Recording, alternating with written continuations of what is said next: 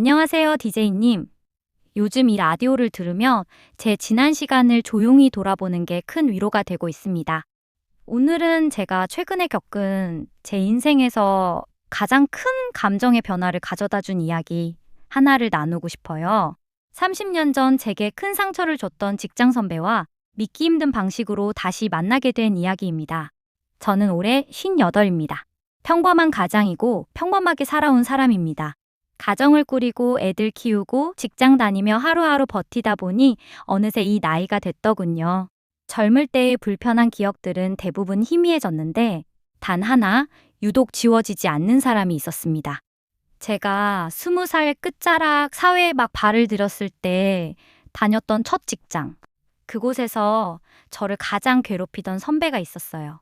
지금 생각하면 군기 문화라고 불렀던 시절이었고 어린 후배에게 막 대하는 게 자연스럽다고 여겨지던 그런 좋지 않은 분위기였죠.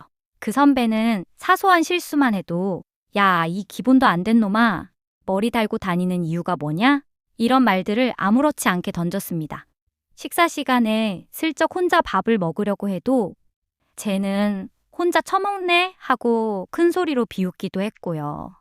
어떤 날은 서류 하나 잘못 보고 올라가면 사람들 앞에서 서류 뭉치를 제 가슴에 3개 눌러대며 일 좀 제대로 해라. 진짜 답답하다. 하며 밀쳐내기도 했습니다.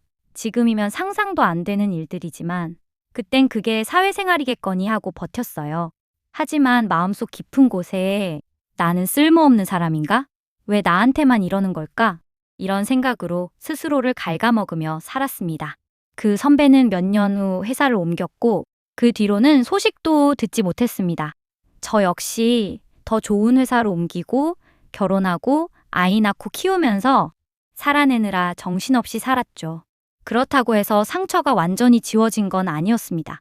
누가 사소하게 짜증만 내도 그때 그 순간이 떠오르고 큰 소리만 들려도 몸이 쪼그라드는 느낌이 들었어요. 그만큼 오래 남은 상처였습니다. 그러던 어느 날이었습니다. 제 아내가 건강검진을 받다가 재검 요청을 받았고 병원에 함께 가게 됐습니다. 아내는 큰 병은 아니었지만 좀 더 자세한 검사를 받아야 해서 저는 검사실 앞 대기실에 앉아 있었습니다. 그때였습니다. 복도 끝에서 휠체어 하나가 천천히 밀려 나오더니 누군가가 간호사 도움을 받아 자리로 옮겨 앉더라고요. 저는 그냥 스쳐 지나가는 사람인 줄 알고 별 생각 없이 고개를 돌렸는데 그 순간 눈이 딱 마주쳤습니다. 그리고 30년 전 그 선배였습니다. 처음엔 믿을 수가 없었습니다. 너무 다른 모습이었거든요. 그때는 덩치도 크고 목소리도 우렁차던 사람이 지금은 얼굴이 많이 수척해져 있었고 몸을 제대로 가누지 못해 간호사 도움을 받고 있었습니다. 머리는 백발이 섞였고 두 눈은 예전처럼 날카롭지 않고 어딘가 약해 보였습니다. 저는 얼어붙었습니다. 30년 동안 머릿속 어딘가에 박혀있던 이름, 잊으려 해도 지워지지 않던 그 사람, 저를 괴롭히던 그 선배가 지금 제 눈앞에 그렇게 약한 모습으로 앉아 있었습니다. 선배도 저를 알아본 듯 눈이 동그래지더니 조용히 말했습니다.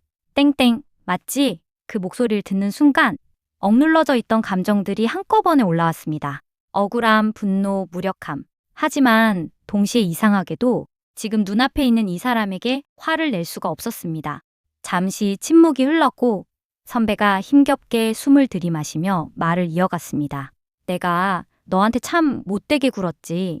그 한마디에 그동안 쌓였던 긴장이 스르륵 풀리는 느낌이었습니다. 선배는 손을 떨며 무릎 위에 올린 다음 고개를 숙였습니다. 그땐 그게 잘하는 줄 알았다. 선배 티를 내야 인정받는다고. 그게 멋있는 줄 알고 정신없이 살았지. 근데 미안하다. 그게 네 상처가 됐을 줄은 그땐 몰랐다. 그 목소리에는 30년 전엔 상상도 하지 못했던 진심이 담겨 있었습니다. 저는 어릴 적 같았으면 이런 상황에서 말도 못하고 울었을 것 같지만 지금은 나이가 들어 그런지 오히려 마음이 차분해지더라고요. 그래서 천천히 말했습니다. 저도 그때 많이 힘들었습니다.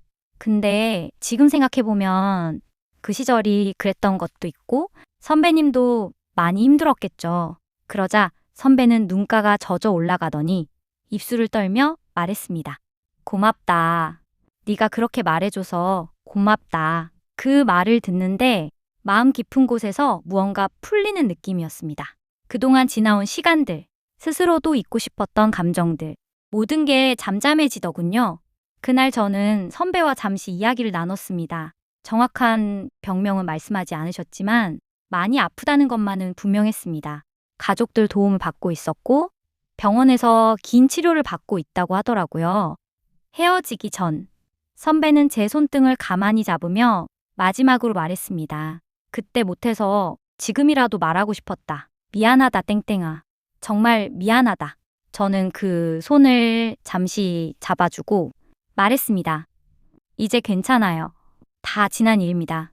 부디 마음 편히 지내세요. 너무 신기하게도 그 말을 하고 돌아서는 순간 제 마음 깊은 곳에 오래된 그림자 같은 것들이 서서히 사라지는 느낌이 들었습니다.